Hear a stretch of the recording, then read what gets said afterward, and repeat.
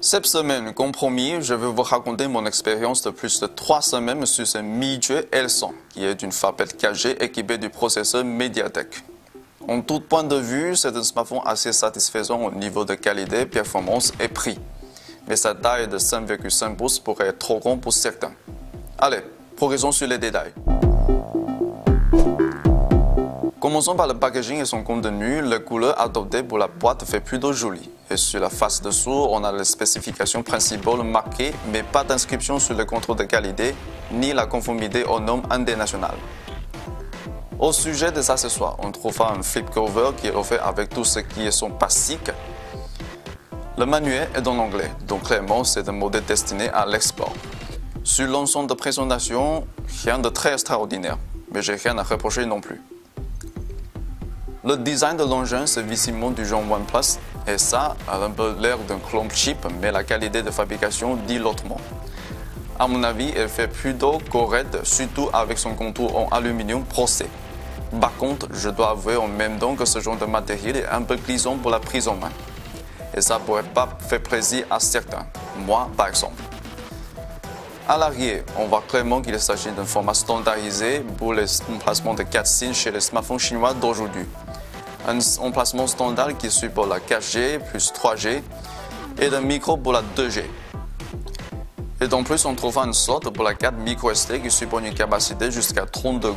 En gros, je trouve ces L100 respectables au niveau de fabrication et finition. Mais un bémol est que le remontage de la coque fait un peu gênant. Mon plus grand problème avec le design de ce smartphone est bien sûr sa taille XL. Même si ses dimensions sont correctes, il est un peu difficile de le mettre dans la poche de mon jean. Perso, j'arrive pas à trouver une position assez confortable quand j'assois avec ce tel dans mes pantalons. Et on pourrait oublier la facilité de manipulation, parce que pour une telle tablette, un pouce ne suffit pas. L'écran conforme aux normes pour les 5,5 pouces en HD. Pour mon usage au quotidien, je trouve plutôt agréable pour le surfing et les vidéos. Ici, j'ai rien d'anormal à signaler. Ce qui n'est pas très agréable est qu'il n'a pas de traitement anti-rayures. Mais en même temps, je me demande qui peut proposer un modèle 4G avec cette caractéristique à moins de 140 €. Au niveau de support 4G, le L100 est compatible avec la bande 1, 3, 7 et 20. Le support pour la 3G est très complet aussi. Et moi, je n'ai pas testé la 4G, mais pour mon abonnement 3G, j'ai eu aucun problème pour les appels, les messages courts et la connexion data.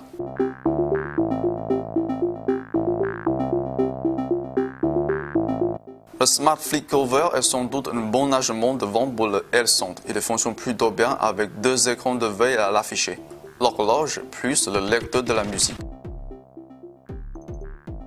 L'horloge est plutôt sympathique parce qu'il vous propose 2 interfaces, analogiques et digitales. En plus, il est possible de définir la couleur pour le fond de l'horloge. Une autre caractéristique qui fait wow est bien le contrôle par geste, surtout cette geste qui vous permet de réveiller l'écran en le touchant 2 fois rapidement. Je veux bien mettre la ceinture sur cette geste parce que c'est plutôt pratique quand le flip cover est monté. On n'a plus besoin d'ouvrir le cover pour consulter l'heure. Il faut tout simplement taper 2 fois sur la petite fenêtre et voilà! Il est bien plus élégant de consulter l'heure de cette façon pendant un meeting. C'est plus discret. Par contre, le contrôle par geste a aussi son flop. Plus concrètement, il pourrait allumer l'écran quand vous n'en avez pas besoin. On prend l'exemple du mien. Pour le capteur, le L100 est un peu limité vu sa gamme de prix. Et ici, je vais faire un petit rabot sur le comportement de la boussole et celui du GPS. Les deux marchent plutôt bien, mais la boussole n'est pas très réactive dans l'usage réel.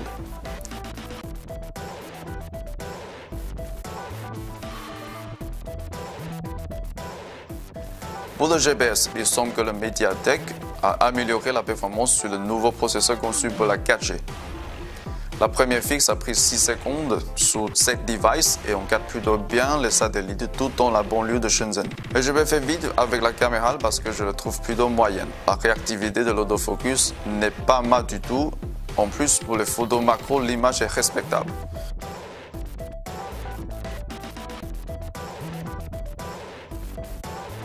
Par contre, elle n'est pas très capable de gérer l'exposition quand la lumière est forte.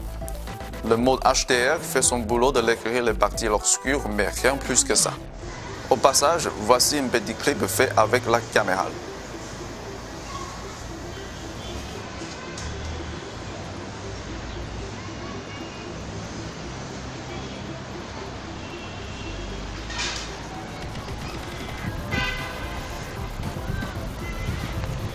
Le dernier point à rapporter, c'est l'autonomie. La batterie de 2600 mAh décharge plutôt vite pour un usage axé sur l'Internet et multimédial.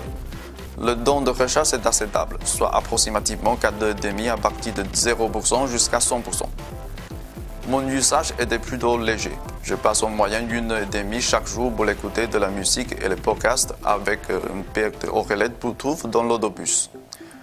En plus, pour connexion data, ça fait environ 40 minutes par jour.